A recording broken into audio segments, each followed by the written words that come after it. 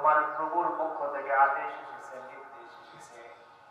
রব্বুল আলামিন যখন নির্দেশ করেছেন বান্দার উপর, সেই নির্দেশ ফরজ হয়ে যায়। কি হয়ে যায়? রব্বুল আলামিন নির্দেশ করেছেন তুমি গোলামি করবা তার, যিনি তোমাকে সৃষ্টি করেছেন। মুসলমান জবান খুলে বলেন, আমাদেরকে সৃষ্টি করেছেন কে? আসমান এবং জমিন সৃষ্টি করেছেন কে? রব্বুল আলামিন বলেন তোমরা তোমার রবের গোলামি করো। আমাদের রব আল্লাহ, এই জন্য আমরা মুসলমান। আমাদের রব আল্লাহ, আমরা স্বীকৃতি দিচ্ছি, এই জন্য আমরা ইমানদার। মুসলমান মনে রাখতে হবে, যদি ইমানদার হতে হয় এক নাম্বার তোমরা তোমাদের রবের উপর ঈমান আনতে হবে। আমানতু বিল্লাহ, এক নম্বরে তোমাকে তোমার রবের উপর ঈমান আনতে হবে। জবান খুলে বলেন আমাদের রবকে আল্লাহ। আমরা এক নম্বরে ঈমান বিশ্বাস স্থাপন করেছি আল্লাহর উপর। রব্বুল আলামিন নির্দেশ করেছেন ওয়া ক্বাদা রাব্বুকা আল্লা তা'বুদু ইল্লা ইয়্যা, তোমার পক্ষ থেকে, তোমার রবের পক্ষ থেকে নির্দেশ এসেছে তুমি তোমার রবের ইবাদত করবে। তুমি তোমার রবের হুকুম এসেছে নামাজ পড়বে, তোমার রবের হুকুম এসেছে রোজা রাখবে, তুমি তোমার রবের হুকুম এসেছে তোমাকে যাকাত দিতে হবে, তোমার রবের পক্ষ থেকে হুকুম এসেছে তোমাকে হজ করতে হবে।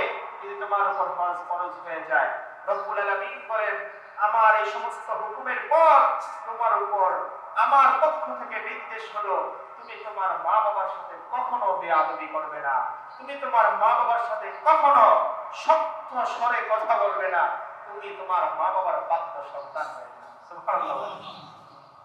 নির্দেশ কার? নামাজের কথা নির্দেশ করেছেন কে? যে আল্লাহ নামাজের কথা নির্দেশ করেছেন, যে আল্লাহ রোজার কথা নির্দেশ করেছেন, যে আল্লাহ হজের নির্দেশ দিয়েছেন, যে আল্লাহ ইসলামের প্রত্যেকটা পূর্ণাঙ্গ বিধানের উপর নির্দেশ করেছেন, সেই আল্লাহ নির্দেশ করেছেন ওয়া বিল ওয়ালিদাইনি ইহসানা। আমি রব্বুল আলামিনের হুকুমের পর তোমার উপর দায়িত্ব এবং জিম্মাদারি আমি রব্বুল আলামিন দিয়েছি।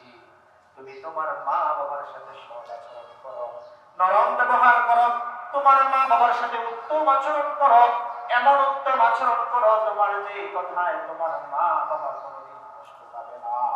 সুবহানাল্লাহ বলেন। আমাদের সমাজের প্রেক্ষাপট বাস্তবতা কি এরকম রয়েছে? আমরা বন্ধুর সাথে সময় দেই খুব হাসি মুখে, বান্ধবীর সাথে ঘন্টার পর ঘন্টা সময় নষ্ট করি, অফিসিয়াল কাজে ঘন্টার পর ঘন্টা সময় নষ্ট করি, নানান প্রকার কাজে আমরা ব্যস্ত থাকি। মা যখন কল দেয় বাবা তুমি কোথায় রয়েছো, বা ব্যস্ত আছি, এরকম মুসলমান যুবক আছে না নাই? কথা বলেন আছে না নাই? রব্বুল আলামিন বলেন না তোমার বন্ধু কল দিবি, বন্ধুর কলকে তুমি এভয়েড করে যাও। তোমার পৃথিবীর যত বড় বড় তোমার ব্যস্ততা থাকুক না কেন, যখন তোমার মায়ের পক্ষ থেকে ডাক এসে যাবে, তোমার বাবার পক্ষ থেকে ডাক এসে যাবে, তখন তোমার দুনিয়ার সব কাজ তোমার জন্য হারাম। সুবহানাল্লাহ বলেন। সব কাজ তোমার জন্য হারাম।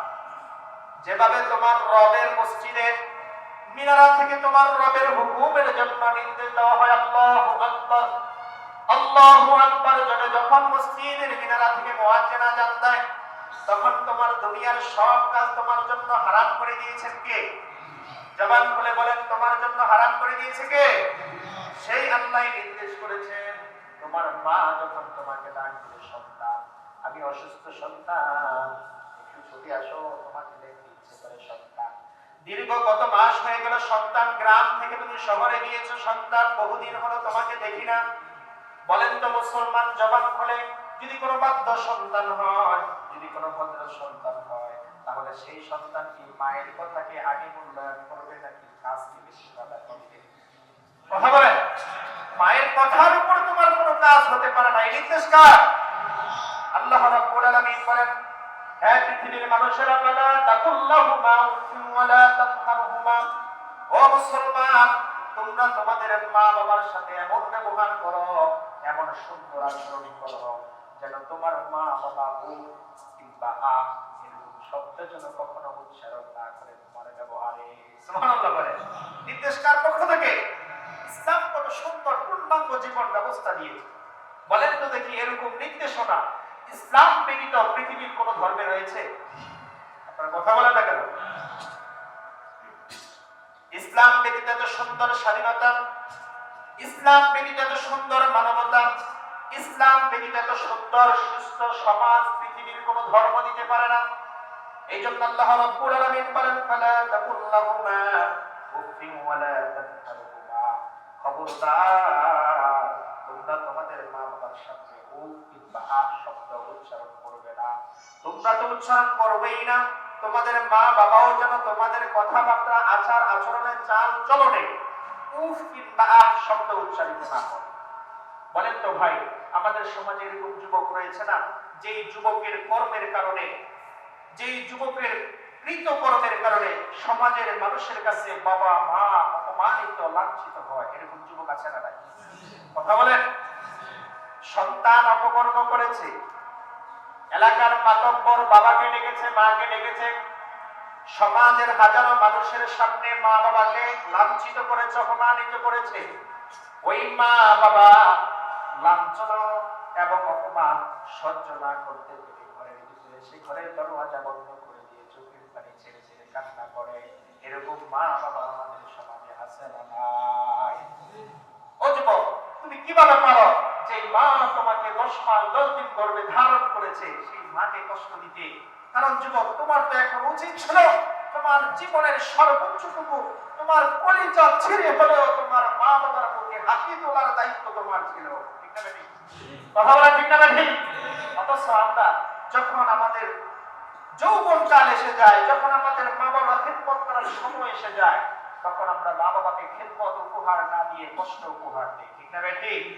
এই জন্য আল্লাহ পাক রব্বুল আলামিন তারপরে মায়ের কষ্ট কোরআনে স্মরণ করিয়ে দিয়েছেন। ও পৃথিবীর মানুষেরা, ওয়াসাইনাল ইনসানা বিওয়ালিদাইহি হামালাতহু ওয়াহনান আলা ওয়াহন। আল্লাহ পাক রব্বুল আলামিন বলেন, আমি মানুষের তার পিতা মাতার প্রতি সৎ আচরণের নির্দেশ করেছি। ও পৃথিবীর মানুষ, আপনারা যারা এখানে উপস্থিত রয়েছে, আপনাদের কাছে একটা প্রশ্ন করব, যদিও আমি জানি এবং বুঝি, আপনারা জবান খুলে বলেন আমরা মানুষ কিনা? কথা বলেন, আমরা মানুষ কিনা? পৃথিবীতে বহু মা রয়েছে, গরুও বাচ্চা দেয়, ওই বাচ্চার মা রয়েছে। মহিষও বাচ্চা দেয়, ওই বাচ্চার মা রয়েছে। কুকুরও বাচ্চা দেয়, ওই বাচ্চার মা রয়েছে। পৃথিবীতে বহু প্রাণী রয়েছে, যেই প্রাণীগুলোর মা হয়, কিন্তু আল্লাহ রাব্বুল আলামিন অন্য কোন মাখলুককে নির্দেশ করেন নাই। রব্বুল আলামিন আপনাকে আমাকে নির্দেশ করেছেন, ওয়াসাইনাল ইনসানা বিওয়ালিদাইহি হামালাতহু উম্মুহু ওয়াহনান আলা ওয়াহন। আল্লাহ পাক রব্বুল আলামিন বলেন, আমি মানুষকে তার পিতামাতার প্রতি সৎ আচরণ করার নির্দেশ করেছি, কারণ তার মায়ের গর্ভধারণ হয়েছে দুর্বলতা ও দুর্বলতার দাবিতে।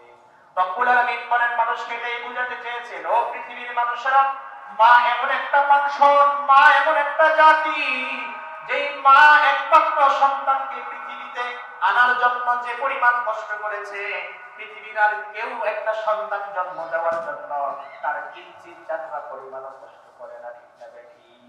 কথা বলে ঠিক না বেঠিক?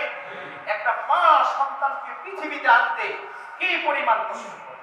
বাবাও সন্তানকে খাওয়ায়, মাও সন্তানকে খাওয়ায়, বাবাও সন্তানকে সমাজে মাথা উঁচু করে চলার জন্য পথ নির্দেশিকা দেয়, মাও দেয়। কিন্তু রব্বুল আলামিন মাকে কেন এত মর্যাদা দিয়েছে, মা সম্পর্কে কেন এত সুন্দর সুন্দর কথা বলেছে?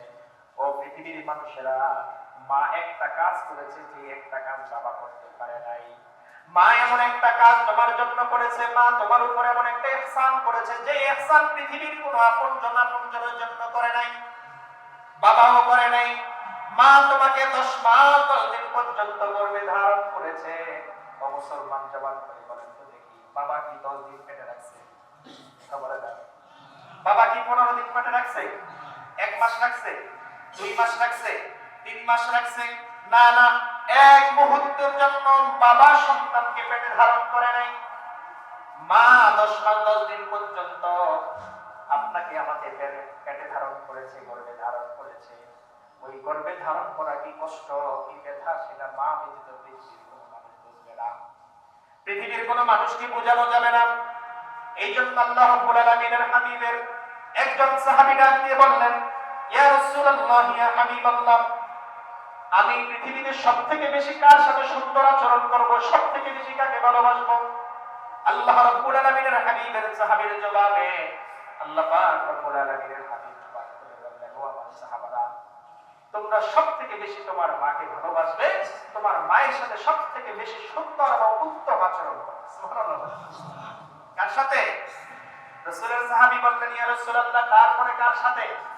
রাসূল 2 নম্বরে বললেন, তোমার মায়ের সাথে।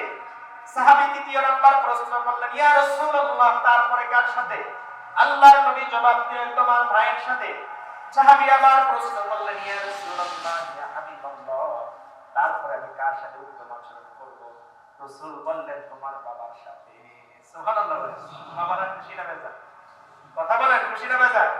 3 বার মায়ের কথা বলছে, এর জন্য মাথায় কষ্ট পেয়েছে? আপনার আমার মা আছে না নাই? আপনার আমার মায়ের সাথে আপনার আমার হিংসা চলে? মা এবং বাবা দুজনেই সম্মানের পাত্র, কিন্তু দুজনের মর্যাদা আল্লাহ পাক রব্বুল আলামিন সম্মানের কাছে একরকম রাখেনি। কারণ পৃথিবীর সব থেকে বেশি সর্বশ্রেষ্ঠ ইনসাফকারকে, কথা বলেন, সব থেকে সর্বোত্তম ইনসাফকার তিনি কে? এই জন্য আল্লাহ পাক রব্বুল আলামিন মা এবং বাবার মর্যাদা কখনো সমান দেয় নাই। কারণ বাবার তুলনায় মা 1000 গুণ বেশি কষ্ট করেছে সন্তানকে দুনিয়ায় আনার ক্ষেত্রে, ঠিক না নাকি? এই জন্য আল্লাহ পাক রব্বুল আলামিন সন্তান মা বাবাকে বেশি মহব্বত করে, কিন্তু বাবার তুলনায় মাকে একটু বেশি। রাসূল কারীম সাল্লাল্লাহু আলাইহি ওয়াসাল্লাম বলেন, পৃথিবীর মানুষেরা, তোমরা তোমাদের মা বাবার প্রতি এত বেশি দায়িত্বশীল হও, এত বেশি সহনশীল হও, বলে তোমার মা খুশি, তোমার আল্লাহও খুশি, তোমার বাবা খুশি, তোমার আল্লাহও খুশি। সুবহানাল্লাহ। মা বাবা খুশি যে সন্তানের উপর, সেই সন্তানের উপর খুশি কে? আপনারা কি মন খারাপ করেছেন? তারা জবাব করে বলেন, যেই মা বাবা সন্তানের উপর খুশি, সেই সন্তানের উপর খুশি তিনি কে? আর যেই সন্তানের উপর মা এবং বাবা কষ্ট, মন খারাপ, রাতের আঁধারে চোখ থেকে টপ করে সন্তানের আঘাতে মায়ের চোখ থেকে পানি পড়ে, যেই সন্তানের আঘাতে মা ঘরের দরওয়াজা বন্ধ করে কান্না করে, যেই সন্তানের কৃতকর্মের কারণে বাবা সমাজের মানুষের কাছে মাথা উঁচু করে চলতে পারে না, যেই সন্তানের চরিত্রের কারণে বাবা সমাজের মানুষের কাছে মাথা নিচু করে চলতে হয়, রব্বুল আলামিনের হাবিব বলেন, ওই সন্তানের উপর মা অসন্তুষ্ট, আল্লাহর কসম আমার আল্লাহও তার উপর অসন্তুষ্ট। এই জন্য মুসলমান নওজোয়ান তরুণ যুবক ভাইরা আমার, পৃথিবী থেকে যদি আপনি আপনার রবকে সন্তুষ্ট করে যেতে হয়, তাহলে আপনি আগে আপনার মাকে সন্তুষ্ট করেন। প্রস্তুত আছেন ইনশাআল্লাহ? কে কে প্রস্তুত আছেন? আল্লাহ কবুল করুন, আমিন বলেন। রব্বুল আলামিন বলেন, রব্বুল আলামিনের হাবিব বলেন, তোমরা যদি আল্লাহকে সন্তুষ্ট করতে হয়, তোমার মাকে সন্তুষ্ট করো। তোমরা যদি তোমার রবকে সন্তুষ্ট করতে হয়, তোমার বাবাকে সন্তুষ্ট করো। এইজন্য আমার যুবক ভাইরা, আমাদের যাদের উপর আমাদের মা বাবা কষ্ট নিয়ে আছে, আজকে কি আপনি আপনার মায়ের কাছে একটু মাপ চাইতে পারবেন? কে কে পারবেন? কে কে পারবেন? আল্লাহ তুমি কবুল করে নাও, আমিন বলেন। আপনি বলতে পারেন, আমি তো আমার বাবার কাছে, মায়ের কাছে মাত্র সন্তান, কিন্তু আমি তো অনেক বড় ডিগ্রি জানি, আমি তো অফিসের সর্বোচ্চ লেভেলের কর্মস্থলের একজন কর্মকর্তা, আমার সম্মান অনেক বেশি। পৃথিবীতে মানুষ 3 শ্রেণীর মানুষের কাছে সে কখনো সম্মানিত নয়। পৃথিবীতে মানুষ 3 প্রকার মানুষের কাছে কখনো বড় হয় না। 1 নাম্বার, পৃথিবীর কোন মানুষ তার মা এবং বাবার কাছে কখনো বড় হয় না, ঠিক না বেঠিক? আপনি যত বড় কর্মকর্তা হয়েছেন, যত বড় এমপি, মন্ত্রী, ডাক্তার, ইঞ্জিনিয়ার, যাহা কিছু হয়েছেন না কেন, আপনি আপনার মাকে মা বলেই ডাকতে হবে, ঠিক না বেঠিক? আপনি আপনার বাবাকে বাবা বলে ডাকতে হবে। আর ওই বাবার কাছে আপনি সেই ছোট্ট খোকামণি, ওই বাবার কাছে আপনি ছোট্ট খোকামণি। এই জন্য রব্বুল আলামিনের হাবিব বলেন, ও আমার উম্মত, তুমি কোনদিন তোমার মা বাবার কাছে বড় হবে না। কারণ মা বাবার কাছে সন্তান সারা জীবন সন্তানই থেকে যায়, ঠিক না বেঠিক? এই জন্য পৃথিবীর মানুষেরা, নওজোয়ান যুবক ভাইরা, আপনাদেরকে বলতেছি, বিবাহ শাদী করেছেন মাত্র 2-4 মাস, 5 মাস, 6 মাস, স্ত্রী সুন্দর, স্ত্রী ভালো, স্ত্রী পেয়েছেন আলহামদুলিল্লাহ। ওই স্ত্রীর ভালোবাসায় উজাড় হয়ে কখনো মা বাবাকে ভুলে যাবেন না, কখনো মা বাবাকে ভুলে যাবেন না। স্ত্রীর প্রেমে পড়ে কখনো মা বাবাকে ভুলে যাবেন না। সুন্দর স্ত্রী পেয়েছেন, কার দেওয়া নিয়ামত? কথা বলেন, কার নিয়ামত? এই নিয়ামত পেয়ে আপনি কখনো জালেম হয়ে যাবেন না। আপনি আপনার শ্বশুর বাড়ির কথা রাখতে গিয়ে মা বাবার থেকে নিজেকে বিচ্ছিন্ন করবেন না। প্রস্তুত আছেন তো ইনশাআল্লাহ? আমাদের সমাজে একটা বাস্তবতা, বহু যুবক মাত্র বিয়ে করেছে 2 মাস, 4 মাস, 6 মাস হয়েছে, বিয়ের পরে শ্বশুর বাড়ি গিয়ে ঘর জামাই হয়েছে। শাশুড়ি আদর করে একটু বেশি, মায়ের আদর পছন্দ হয় না, শাশুড়ির আদর খুব মজা লাগে। এরকম অবাগা কপাল পড়া যুবক আমাদের সমাজে আছে না নাই? কথা বলেন, আছে না নাই? আমরা তাদেরকে ধিক্কার জানাই। সবাই বলেন, আমরা তাদেরকে কি জানাই? ধিক্কার জানাই। যুবক ভাই, তোমার এখনো সময় রয়েছে, তুমি এখনো ফিরে আসো। তোমার সেই সময় আসার পূর্বে তুমি এখনো ফিরে আসো, তোমার রব তোমাকে ক্ষমা করে দিবে, যদি তোমার মা এবং বাবা তোমাকে ক্ষমা করে।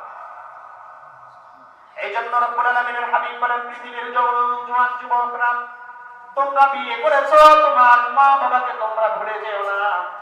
তোমরা বিবাহ করে সন্তান স্ত্রীর মহব্বতে কখনো মা বাবাকে ভুলে যেও না। পয়গম্বর ইসমাঈল আলাইহিস সালাতু ওয়াস সালামের দিকে একটু তাকান। পয়গম্বর ইসমাঈল আলাইহিস সালাতু ওয়াস সালাম ছিলেন পৃথিবীর সর্বশ্রেষ্ঠতম নবীদের ভিতরে অন্যতম একজন নবী, যার নাম হলো ইব্রাহিম খলিলুল্লাহ, যিনি আল্লাহর খলিল, আল্লাহর বন্ধু।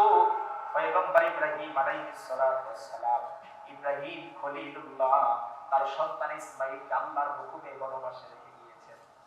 আল্লাহর হুকুম এসেছে তাদেরকে মক্কা পাহাড়ের চূড়ায় বিবি হাজেরা সহকারে রেখে সেই সিরিয়ার দিকে চলে গিয়েছেন। ও মুসলমান, সেখানে পয়গম্বর ইসমাঈল আলাইহিস সালাতু ওয়াস সালাম ধীরে ধীরে বড় হয়েছেন। মক্কায় তার আপনজন, প্রিয়জন, মক্কার মানুষগুলো তার আপন হয়ে গিয়েছে, পরিচিত হয়ে গিয়েছে। ওই বাবার সাথে তেমন একটা বাবার আদর, স্নেহ, আচার আচরণ তেমন কিছুই পাইলেন না।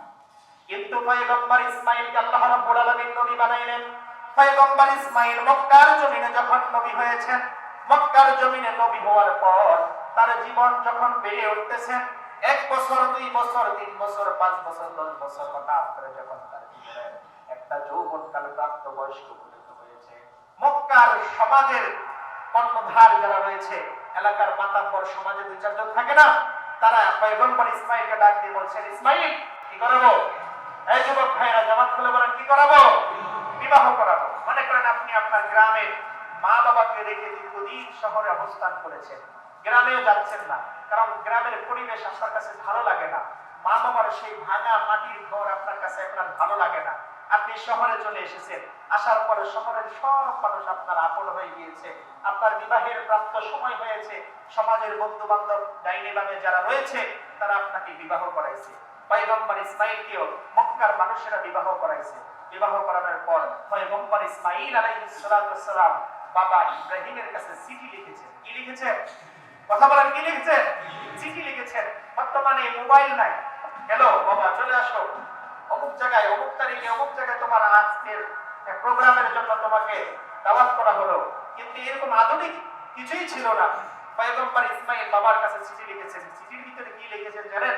আল্লাহ পাক রব্বুল আলামিনের হাবিব স্পষ্ট ভাষায় বলেন, রব্বুল আলামিনের হাবিব বলেন, পয়গম্বর ইসমাঈল তার বাবার কাছে চিঠি লিখেছেন, বাবা আমি মক্কার জমিনে অবস্থান করছি, তুমি আমাকে মক্কায় রেখে গিয়েছিলে, এই মক্কার মানুষরা আমার বড় আপন হয়ে গিয়েছে, এই মক্কার মানুষরা আমাকে বিবাহ করিয়েছে।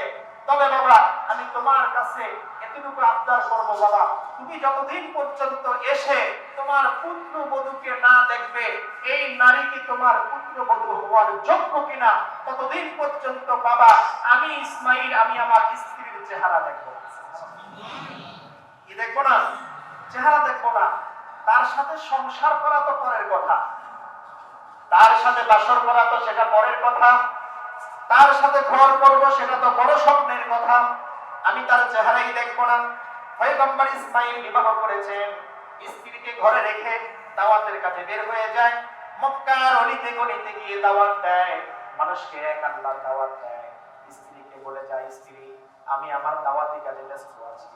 স্ত্রীর কাছ থেকে একটু মানে হিকমতের সাথে একটু এড়িয়ে চলে, কারণ ঘরে থাকতে হলে তো স্ত্রীর সাথে একই বিছানায় ঘুমাতে হবে, একই খাটে থাকতে হবে। এই জন্য হিকমতের সাথে রাস্তা অবলম্বন করেছে যে আমাকে দাওয়াতি কাজে বাহিরে থাকতে হয়, দিনে রাইতে সব সময় পয়গম্বর ইসমাঈল বাহিরে দাওয়াতের মেহনত করতেছে।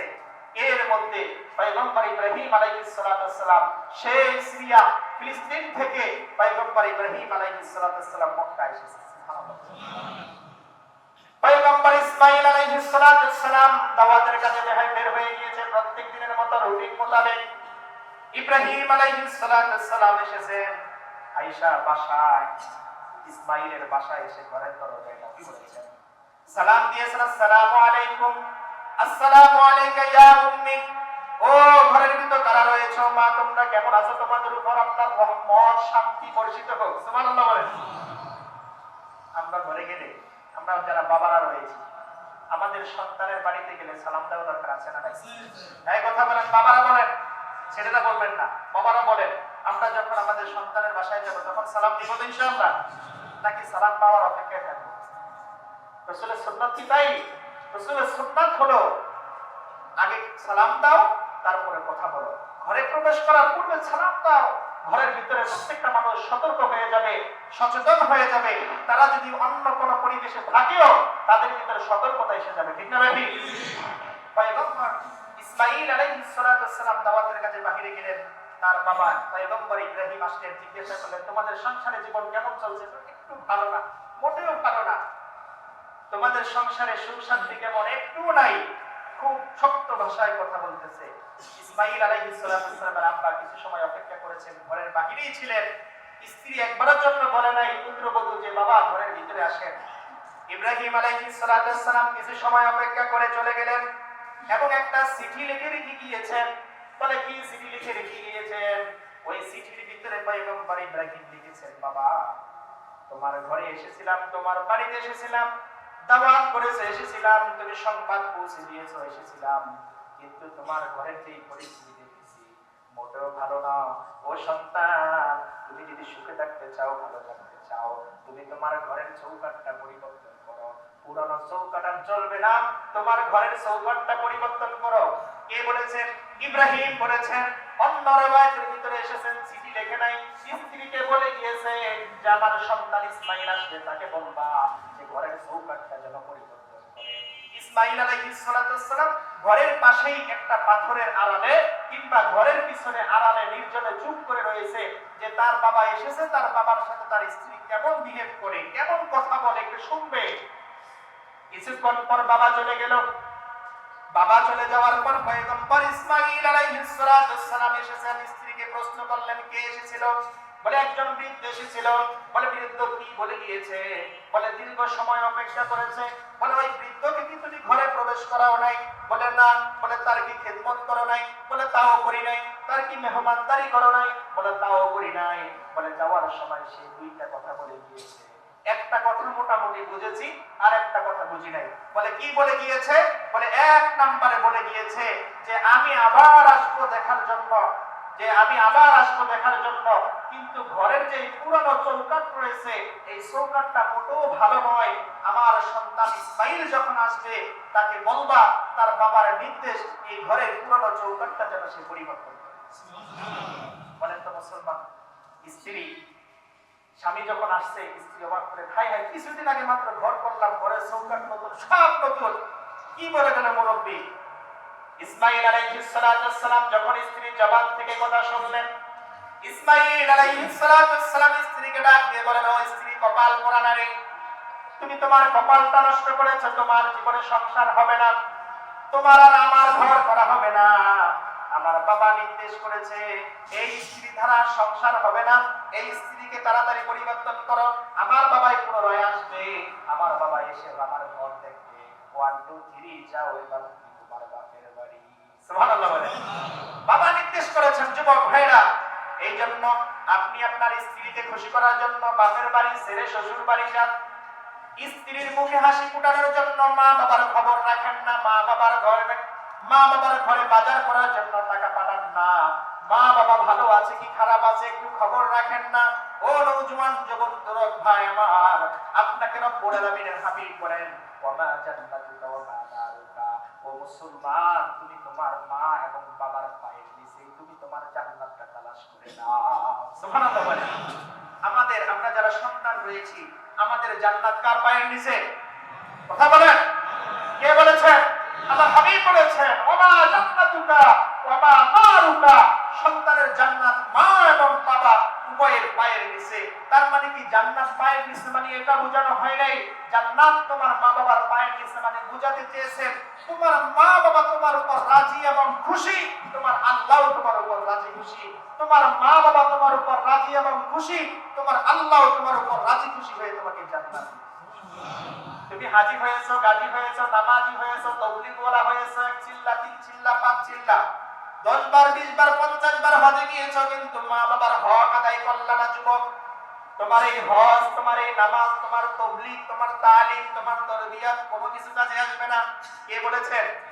আল্লাহর হাবিব বলেছেন এই জন্য তোমার নামাজ দিয়ে যদি তুমি জান্নাতে যেতে চাও, এক নম্বরে তোমার মা বাবাকে খুশি করতে হবে। তুমি তোমার নামাজ দিয়ে যদি তুমি জান্নাতে যেতে চাও, তুমি তোমার বাবাকে খুশি রাখতে হবে। ও মুসলমান, আপনার আমার বাবা যদি আপনার উপর আমার উপর অসন্তুষ্ট হয়, বলেন তো দেখি আমার এই মুসলমানের তো কোনো কাজে আসবে? কথা বলেন, কোনো কাজে আসবে না। আল্লাহ পাক রব্বুল আলামিন কোরআন কারীমের ভিতর বলেন রব্বিরহামহুমা কামা রাব্বায়ানি সগীরা, যাদের মা বাবা পৃথিবীতে নাই, যাদের মা বাবা দুনিয়া থেকে বিদায় নিয়েছে, তুমি তাদের জন্য দোয়া করো রব্বিরহামহুমা কামা রাব্বায়ানি সগীরা। আর যাদের মা বাবা হায়াতে জীবিত আছে, তাদের কাছে যাও, তাদের পাও ধরো, হাত ধরো, চোখের পানি ছেড়ে দিয়ে দিয়ে তাদের মা বাবার কাছে তারা ক্ষমা চেয়ে নাও। কে নির্দেশ করেছে? আল্লাহ। যুবক ভাই, আপনি নামাজে এসেছেন, এজন্য আপনাকে স্বাগত। আপনি তাবলীগে যাচ্ছেন, এজন্য আপনাকে স্বাগত। আপনি হজ করেছেন, এজন্য আপনাকে স্বাগত। তবে আপনার জীবনে আপনি একটু তালাশ করে দেখেন, আপনার জীবনের উপরে আপনার মা বাবা কি খুশি নাকি অসন্তুষ্ট? একটু তালাশ করে দেখা দরকার আছে না নাই? যদি আজকে আপনি আপনার মা বাবাকে খুশি করতে পারেন, আমি আল্লাহকে সাক্ষী রেখে বলতে পারি আগামী জিন্দেগিতে আপনার সন্তানও কোনোদিন আপনাকে কষ্ট দিবে না। আপনি যদি আজকে আপনার মা বাবার মুখে হাসি ফোটাতে পারেন, আপনার সন্তান আগামী জিন্দেগিতে তার বুকের তাজা রক্ত বিক্রি করে হলেও মা এবং বাবার মুখে হাসি। এটা আল্লাহ তাআলার নির্দেশ। এই জন্য রাসূল কারীম সাল্লাল্লাহু আলাইহি ওয়াসাল্লাম বলেন, পয়গম্বর ইব্রাহিম চলে গেল, পুনরায় আসলো। ইসমাঈল আলাইহিস সালাম পুনরায় পছন্দ করে বিবাহ করলেন। বিবাহ করার পর বাবা আসার অপেক্ষায় রয়েছেন, বাবা আসবে, স্ত্রী দেখবে, পছন্দ করবে, তারপরে আমি তার সাথে সংসার শুরু করব। পয়গম্বর ইব্রাহিম আসলেন, আসার পর ঘরের সামনে এসে সালাম দিলেন পুনরায়, আসসালামু আলাইকুম, আসসালামু আলাইকুম। ঘরের ভিতর থেকে সালামের জবাব আসলো মধুর সুরে, নরম সুরে, ওয়া আলাইকুম আসসালাম ওয়া রাহমাতুল্লাহ। পয়গম্বর ইব্রাহিম আলাইহিস সালামের মনটা ভরে গেল, খুশি হয়ে গেল। ঘরের দরওয়াজা খুলে দিলেন, ইব্রাহিম ঘরের ভিতরে প্রবেশ করলেন। ইসমাঈল আলাইহিস সালামের স্ত্রী পয়গম্বর ইব্রাহিমকে জড়ায়া ধরলেন, বাবাকে জড়ায়া ধরে ঘরের খাটের উপরে বসাইলেন। পয়গম্বর ইব্রাহিম ডাক দিয়ে বললেন, মা, আমার পায়ে অনেক ময়লা রয়েছে, আমার পাগুলো একটু ধোয়ার ব্যবস্থা করো। পয়গম্বর ইসমাঈল আলাইহিস সালামের স্ত্রী তাড়াতাড়ি লোটার ভিতরে পানি নিয়ে ওই পানিগুলো এনে পয়গম্বর ইব্রাহিমের পাগুলোকে হাত দিয়ে ডলে ডলে মেজে মেজে সুন্দর করে পরিষ্কার করে দিয়েছেন। এবং পরিষ্কার করার পর ওই পায়ে যে অবশিষ্ট পানি ছিল, যেই পানিগুলো কোনো কাপড় কিংবা গামছা রুমাল দিয়ে মোছা দরকার ছিল, পয়গম্বর ইব্রাহিমের ওই পায়ের পানিগুলো ইসমাঈলের স্ত্রী মাথার চুল দিয়ে সুন্দর করে মুছে দিয়েছে। সুবহানাল্লাহ। এরকম স্ত্রী আমাদের সবার ঘরে থাকা দরকার আছে না ভাই? যুবক ভাইরা, দরকার আছে না নাই? এই জন্য যে স্ত্রীর উপর মা এবং বাবা সন্তুষ্ট, ওই স্ত্রী নিয়ে আপনার সংসার করা যায় কোনোভাবে জায়েজ নেই। যে স্ত্রী সন্তানকে মা বাবা থেকে বিচ্ছিন্ন করে, ওই স্ত্রী নিয়ে সন্তান করা পৃথিবীর কোন যুবকের জন্য জায়েজ না। কারণ আপনি মুসলমান, আপনার ঠিকানা জান্নাত। আপনাকে যদি জান্নাতে পৌঁছাতে হয়, তাহলে আপনার মা বাবার সন্তুষ্টি আপনার জন্য অপরিহার্য। আর যেই ঘরে অবাধ্য স্ত্রী থাকবে, যে স্ত্রী সন্তানকে মা বাবা থেকে বিচ্ছিন্ন করবে, সন্তানকে বাধ্য করবে মা বাবার হক নষ্ট করতে, সেই স্ত্রী কোনদিন আপনার আমার ঘরে থাকা এটা জায়েজ নাই, জায়েজ নাই। এটা আল্লাহ তাআলার হুকুম। অতএব পৃথিবীর মানুষেরা, প্রত্যেকটা যুবক, প্রত্যেকটা বিবাহিত যুবক যদি বাধ্য করে তুমি আমার সংসার করবা কি করবা না, সেটা তোমার আমার মা বাবার খেদমতের উপর ডিপেন্ড করবে। তুমি কতটুকু আমার সংসার করার মতো যোগ্য, আমার সংসার করার জন্য যোগ্য কি যোগ্য না সেটা বিবেচনা আমি তখন করতে পারবো তুমি তোমার শ্বশুর শাশুড়িকে কতটুকু তুমি খুশি রাখতে পারো। যদি প্রত্যেকটা নওজোয়ান সমাজের এভাবেই যদি নিজেকে এই পর্যায়ে নিয়ে দাঁড় করায় যে স্ত্রী তুমি আমার ঘরে ভাত পাইবা যদি আমার মা বাবা আমার উপর খুশি থাকে, তুমি আমার ঘরে সংসার করতে পারবা যদি আমার মা বাবা তোমার এবং আমার উপর খুশি থাকে, এরকম বাধ্য করে দিবে। আমি বিশ্বাস করি এই সমাজের 1 থেকে শুরু করে 1 বছরের ভিতরে বাংলাদেশে কোনো বৃদ্ধাশ্রম প্রয়োজন হবে না। কথা বলেন ঠিক না ঠিক? এই সমাজের ভিতরে কোনো বৃদ্ধাশ্রম প্রয়োজন হবে না যদি প্রত্যেকটা যুবক যদি তার স্ত্রীকে বাধ্য করে তুমি আমার সংসারে থাকবে কি থাকবে না সেটা আমার বাবা এবং মায়ের নির্দেশ। তাহলে দেখবেন পাগল হয়ে শ্বশুর শাশুড়ির খেদমত শুরু করে দিবে, পাগল হয়ে যাবে। হাই হাই, শ্বশুর শাশুড়ির খেদমত না করলে তো সংসার থাকবে না। আর যুবক তুমি তো মাতাল হয়ে গিয়েছো, তুমি তোমার স্ত্রীর একটু সৌন্দর্য, রূপের সৌন্দর্য, একটু তার আকৃষ্টতায় তুমি দুনিয়ার সবকিছু ভুলে গিয়েছো মাত্র 1 মাস 2 মাসের ব্যবধানে। অথচ তোমার যে মা তোমাকে 10 মাস 10 দিন পেটে রেখেছে, 2.5 বছর দুধ পান করাইছে, হাঁটি হাঁটি পা পা করে তোমাকে বড় করেছে, সেই মায়ের এই অগাধ ভালোবাসা তুমি ভুলে গিয়েছো একজন নারীর প্রেমে পড়ে। তোমার জন্য আল্লাহর জান্নাত নয়, তোমার জন্য আল্লাহর জাহান্নাম অপেক্ষা করতেছে। ঠিক না ভাই? আল্লাহ তাআলা আমাদের সবাইকে সহিহ বুঝ দান করুন। আমিন বলেন। আরো জোরে বলেন আমিন। আপনারা কি কষ্ট পেয়েছেন? ভাইরা আমার, আমাদেরকে পৃথিবীতে আল্লাহ তাআলা পাঠিয়েছেন কিন্তু মাধ্যম হয়েছেন মা এবং বাবা। মাধ্যমকে ওই মা বাবার জন্য দোয়া করা দরকার আছে না নাই? আমাদের কার কার মা আছে? আলহামদুলিল্লাহ, মাশাআল্লাহ। কার কার মা এবং বাবা নাই? তারা একটা হাত দাও। আল্লাহু আকবার। আল্লাহ মা বাবাদেরকে জান্নাত দিয়ে দাও। আমিন বলেন। এই মা বাবার কবরে কি সুখে আছে না কি কষ্টে আছে আমরা কি খবর নিয়েছি? কেউ খবর নিতে পেরেছেন? রব্বুল আলামিনের হাবিব ওই মা বাবার কবরের সুখের ঠিকানা করার জন্য কিছু নির্দেশ দিয়েছেন আমাদেরকে, কিছু সবক দিয়েছেন। আমরা কি ওই নির্দেশ রাসূলের সুন্নাতের ওই সবকগুলো আমরা পালন করতে পারবো না ইনশাআল্লাহ?